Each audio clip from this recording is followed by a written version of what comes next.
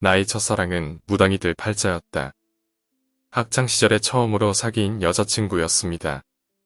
사귀기 전엔 전혀 몰랐는데 사귀고 나서 얼마 후에 갑자기 진지한 이야기를 하고 싶다며 연락이 왔습니다. 만나서 이야기를 하자길래 별 생각 없이 나갔는데 고백할 것이 있다고 말했습니다. 가슴이 좀 철렁하긴 했는데 다른 남자에 관한 이야기라던가 라면 쿨하게 신경 안 쓰기로 생각했습니다.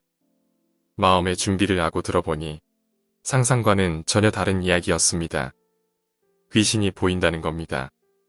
뜬금없이 뭔 소리야 했는데 눈을 보니 거짓말은 아닌 것 같고 고등학교 때 귀신 보는 놈은 거의 말로만 들어봐서 실감이 안 났던 겁니다. 여친 말로는 자기 엄마 쪽이 무당이랍니다.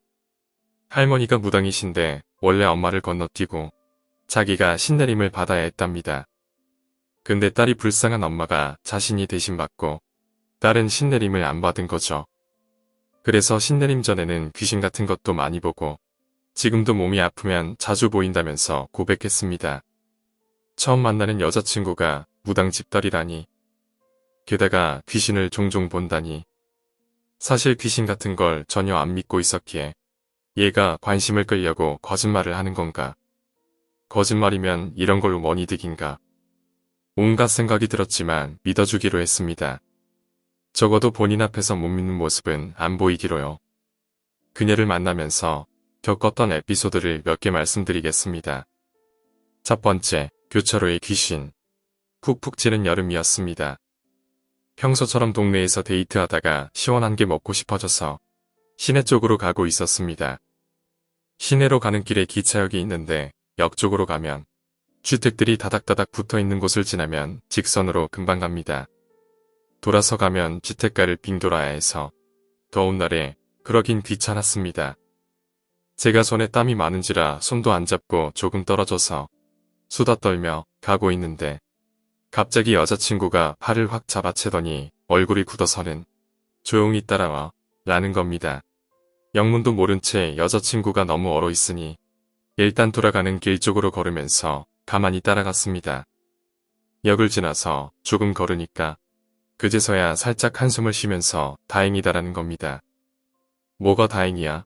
라고 묻자 아까 지름길 가는 앞쪽 골목으로 들어가는 교차로 앞에서 둘이 수다를 떠는데 마치 근처에 누군가가 같이 떠드는 듯한 소리가 들렸답니다. 그래서 자기는 말을 멈추고 가만히 귀를 기울여 봤는데 제가 말이 멈추자 죽여버릴 거야 라고 계속 되뇌이는 소리가 들렸답니다. 등골이 오싹해진 여자친구가 앞을 바라봤는데 교차로 조금 지난 곳에서 성인 남자의 머리만 잘린 채로 절단 부위에서 피를 후두둑 쏟으면서 죽여버릴 거야만 반복하고 있었답니다. 머리만 떠다니는 그로테스크한 모습에 깜짝 놀랐는데 알아채면 곤란하기에 비명을 겨우 참고 저를 끌고 다른 길로 간 겁니다. 귀신을 보면 영화처럼 파란 얼굴이나 조명을 받은 하얀 얼굴 이런 게 아니라 실제 사람과 구분을 못한다고 했습니다. 얼마나 리얼했을까요? 머리만 둥둥 떠다니는데 피를 쏟고 있다니. 그 말을 들으니 저도 등골이 오싹해지는 게 여름인데도 싸늘하더라고요. 두 번째, 발소리. 교차로 사건이 일어나고 한 달쯤 뒤에 일어난 일입니다. 밖에 돌아다니는 게 덥고 귀찮아서 제 방에 큰 베개를 등에 대고 벽에 기대서 TV를 같이 보고 있었습니다. 딱히 하는 거 없어도 자주 보던 사이라 그냥 TV 보고 밥 먹고 집에 데려다주고 그런 사이였죠. 평소처럼 TV에서 영화를 해주는 걸 틀어놓고 같이 보고 있었는데 어느새 옆에서 자고 있더라고요.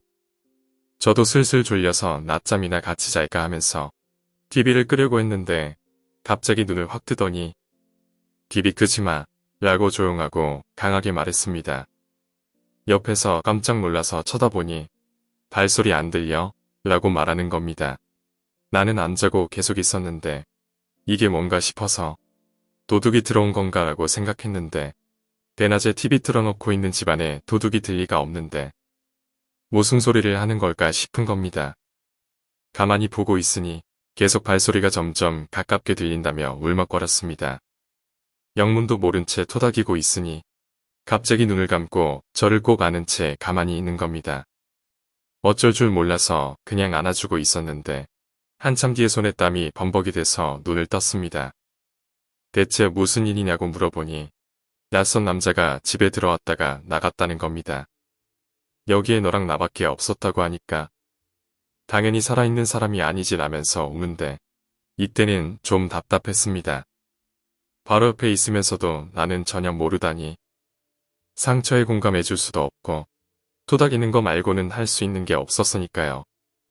옆에서 자고 있는데 갑자기 발소리가 들리더랍니다. 처음에는 다른 방 사람이 지나가는 줄 알았는데 발소리가 저희 방 쪽으로 점점 가까워지고 있었다네요. 그래서 이상하게 생각한 여자친구가 눈을 뜨고 저한테 발소리가 안 나냐고 물은 겁니다. 저는 못 들었기에 아니라고 했는데 발소리는 점점 가까워졌나 봅니다. 발소리에 집중하다가 마치 방 안에서 들리는 것 같아 입구를 보니 작업복 차림의 남자가 쑥 하고 들어왔답니다. 겁이 난 여자친구는 눈을 꼭 감고 저를 그냥 껴안고 있었답니다. 발소리는 저희 주변을 맴돌면서 아무 짓도 안 했답니다. 그저 맴돌기만 하다가 멈추더니 다음에 또 올게 라는 말을 남기고 사라졌답니다. 눈을 뜬 여자친구는 어릴 적에 귀신인지 몰랐을 때 봤던 아저씨라면서 아직도 가끔 나를 따라다닌다며 울었죠. 아저씨가 나타나면 오늘처럼 눈을 감고 갈 때까지 기다린다고 했습니다. 얼마나 측은합니까? 보통 사람인 저는 상상도 못할 일이었습니다. 어떻게 위로를 해야 하는지도 모를 정도로요. 세 번째, 선풍기 귀신. 제가 몸에 열이 많아서 가을 초반까지는 선풍기를 틀어놓습니다. 평소처럼 선풍기를 틀어놓고 조금 쌀쌀한 기운도 있어서 회전을 해놓고 자고 있었습니다. 잘 자고 있는데 갑자기 전화가 울리는 겁니다. 전화를 받으려고 깼는데 전화를 들자마자 전화기가 뚝 하고 전원이 나갔습니다. 분명히 배터리가 70% 이상 있는 것 확인하고 누웠었는데 이상했습니다. 캄캄한 방에 선풍기만 돌아가고 있었습니다. 배터리를 빼서 다시 끼우니 전원이 들어왔습니다. 부재중 통화에 여자친구가 찍혀 있었습니다. 전화를 걸어보니 한 번만에 여자친구가 받더군요. 받자마자 자주 가는 편의점으로 나오랍니다. 새벽에 무슨 편의점이냐고 타박을 주니 자기 방에 누가 있는 것 같다는 겁니다. 그 말을 듣자 저도 놀래서 바로 갈게 하고 나무 배트를 쥐고서 옷을 대강 입고 운동화를 신고 나갔습니다. 도착하니 여자친구가 괜찮냐고 물어보더군요. 무슨 소린가 싶어서 아무 일도 없었다고 했죠. 그러자 여자친구가 별일 없어서 다행이라며 손을 꼭 잡아주더군요. 상황 파악이 안 돼서 집에 도둑 든 거 아니냐고 하니 거짓말이었답니다. 저를 방에서 나오게 하고 싶어서 급하게 생각난 대로 말했답니다. 그게 무슨 소리냐니까 말하기. 자고 있었는데 꿈에서 제 방으로 놀러가는 꿈을 꿨답니다. 놀러가서 맛있는 거 시켜 먹고 TV 보다가 같이 잠들었답니다. 자고 있는데 선풍기에서 회전을 놨을 때 끝부분에 가로막혀서 회전이 안 될 때 딱딱거리는 소리가 나더랍니다. 계속 한쪽 끝에서만 소리가 반복되자 거슬려서 선풍기를 끄려고 일어났는데 선풍기의 한쪽 끝에서 시체처럼 생긴 여자가 내려다보고 있었답니다. 금방이라도 우리한테 피를 쏟을 것처럼 생긴 창백한 여자를 보자마자 비명을 지르면서 깨어났는데 제 걱정이 돼서 전화를 하고 불러낸 거랍니다. 평소 같으면 개꿈이야 라면서 웃으며 넘겼을 일이었는데 웃을 수가 없었습니다. 제가 잠이 들기 전에 저도 들었기 때문입니다. 선풍기의 회전이 오른쪽 끝에만 가면 뭐에 막힌 듯이 딱딱하다가 왼쪽으로 가고 다시 오른쪽에 오면 딱딱하는 소리가 들렸던 것입니다. 이상하다라고 생각은 하면서도 귀찮아서 선풍기가 고장이 났나 보네 하고 내일 한번 봐야겠다라고 생각만 한 채 그냥 잠이 들었기 때문입니다.